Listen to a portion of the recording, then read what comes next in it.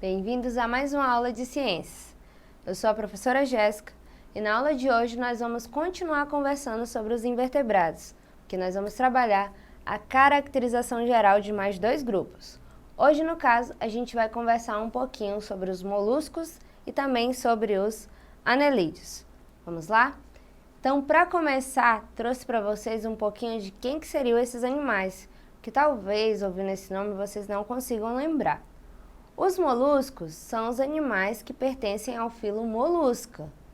E no caso, eles podem ser encontrados em diferentes ambientes. Podem ser encontrados em ambientes aquáticos, principalmente de água salgada, ou podem ser encontrados na terra, preferencialmente uma terra úmida. Já os anelídeos são os animais que possuem uma característica bem marcante, que no caso seria apresentar o corpo dividido em anéis.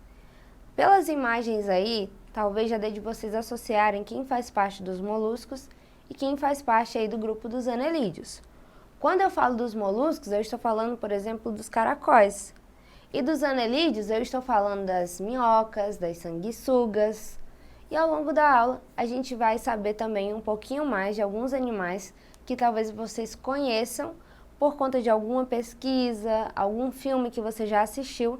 E aí você vai conseguir agora relacionar a que grupo ele pertence e também quais são as suas principais características. E aí, para começar, a gente vai ver um pouquinho mais de detalhes do grupo dos anelídeos. Quando a gente fala dos anelídeos, já mencionei para vocês que a gente está se referindo aí às minhocas, sanguessugas, mas também temos as poliquetas. São animais que têm um corpo cilíndrico e que visivelmente eu consigo ver vários anéis em volta do seu corpo. E além disso, eles são animais que têm a simetria bilateral. E aí lembre-se, simetria bilateral é aquele animal que pode sofrer uma divisão ao meio do seu corpo. E aí essa divisão ao meio do seu corpo significa que um lado será semelhante ao outro, como se um lado fosse espelho do outro. E outro detalhe importante aí sobre os anelídeos, como eu já disse, é que eles podem colonizar vários ambientes. Eles podem ser encontrados no ambiente aquático, tanto de água salgada como de água doce, como podem ser encontrados na terra, mas na terra um pouco úmida. E outro detalhe aí sobre os anelídeos é que a maioria vai apresentar cerdas na superfície externa do corpo. E essas cerdas são como se fossem filamentos rígidos, e esses filamentos rígidos vão ser de suma importância para que eles consigam se locomover e consigam se fixar. Tá? Porque tem algumas espécies que são sésseis, ou seja, algumas espécies não têm a capacidade de grande locomoção, como é o que a gente vai ver aí. E aí, outros detalhes que a gente tem dos anelídeos são as suas características gerais. Que características são essas? Algumas eu já mencionei para vocês, né? Que vai ser aí o corpo dividido ou em formato de anéis, está bem separado, bem visível.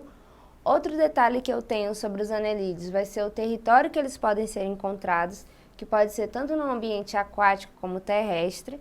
E aí no aquático a gente dá um destaque para a água salgada, mas também tem aqueles de água doce. E vamos ter aqueles que são de uma terra úmida. Além disso, outro detalhe importante sobre esse grupo é que a maioria pode ser de vida livre. O que significa isso de vida livre? Para quem não lembra, são aqueles animais que conseguem ir para diferentes áreas.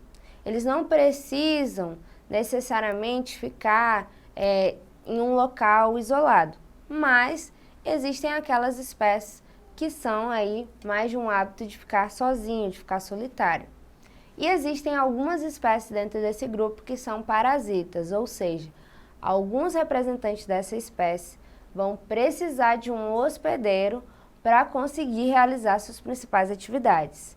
E aí outro ponto importante que chama a atenção é como acontece a respiração desses seres. É uma respiração através da própria pele.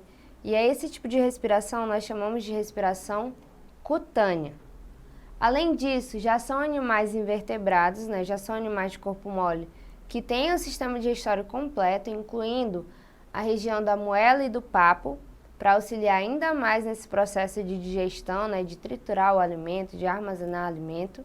E tem órgãos dos sentidos como tato, paladar e percepção de luz. Então veja, não são os animais que conseguem, né, notar uma imagem, que possuem olhos para formar imagem, não é isso.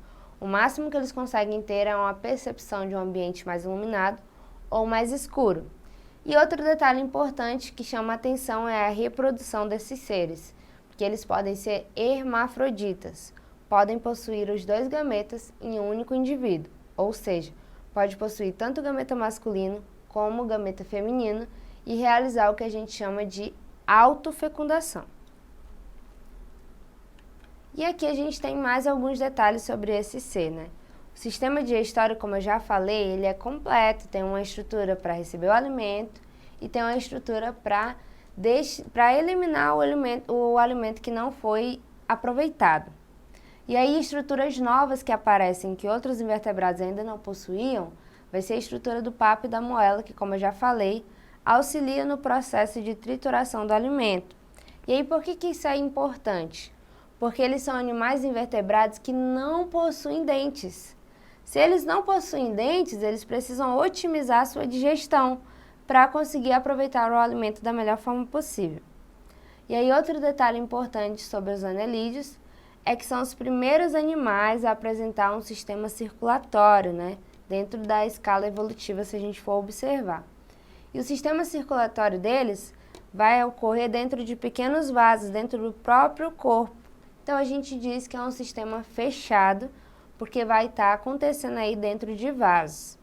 E o sangue desses animais possui hemoglobina, e eles também têm como um detalhe aí que eles possuem 10 corações, tá? E é claro, também vão possuir algumas células de defesa.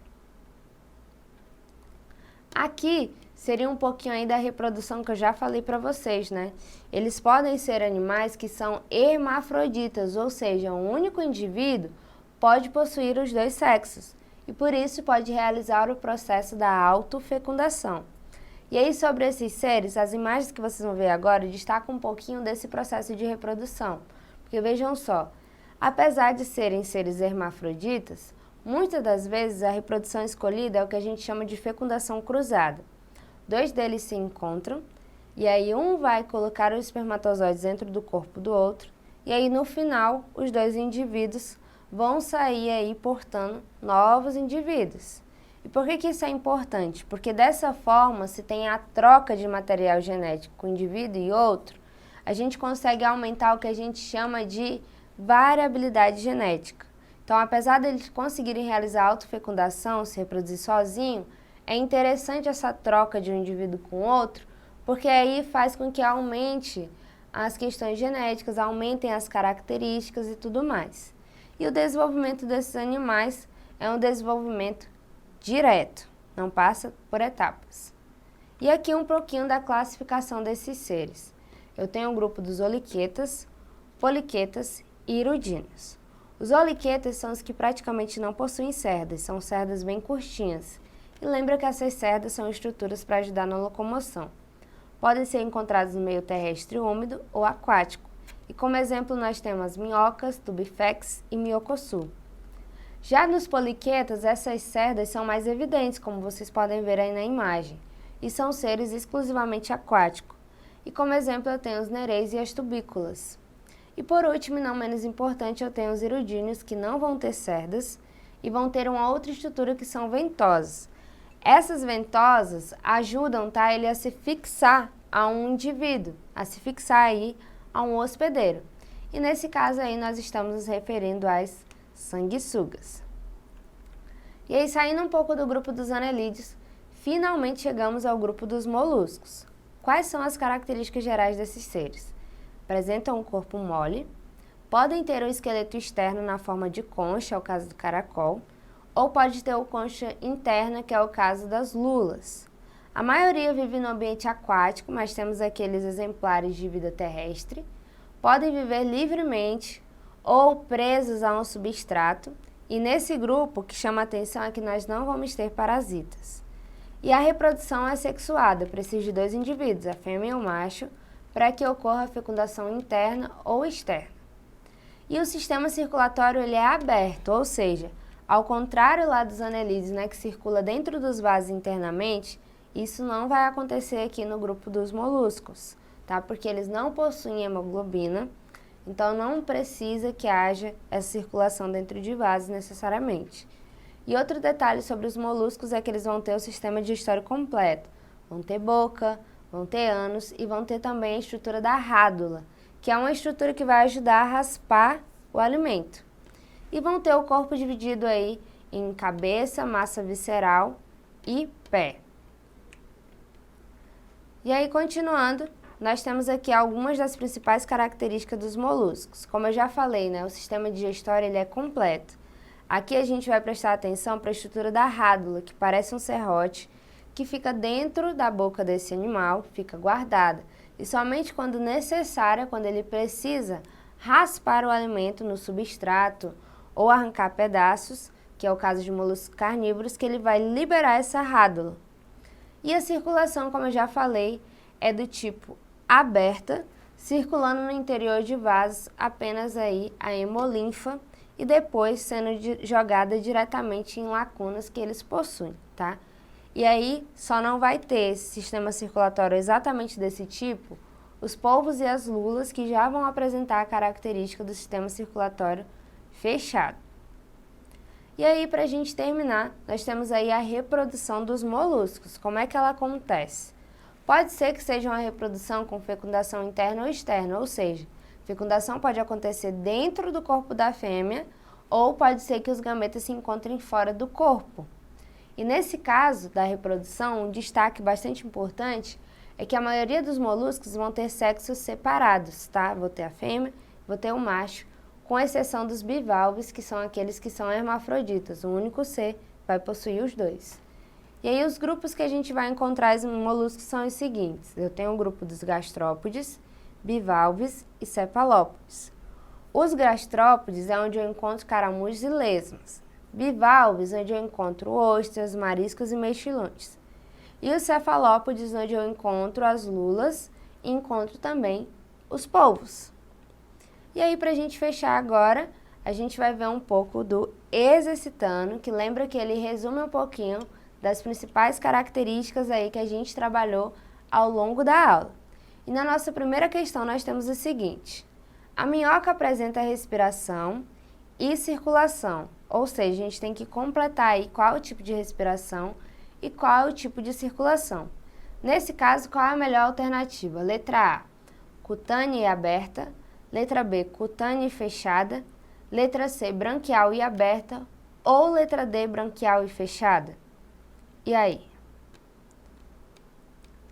Nesse caso, gente, o tipo de respiração que nós vamos encontrar nos anelídeos é a respiração do tipo cutânea e fechada, ou seja, é uma difusão que acontece através da própria pele, por isso vai ser a respiração cutânea, e o sistema circulatório ele é fechado porque o sangue desses animais vai circular por dentro de vasos sanguíneos internamente. E aí, para a gente continuar, a próxima questão ela traz o seguinte: a rádula presente em certos moluscos tem por função: letra A, defendê-los do ataque de outros animais. Letra B, digerir quimicamente os alimentos. Letra C, favorecer a locomoção. Ou letra D, ralar os alimentos? E aí?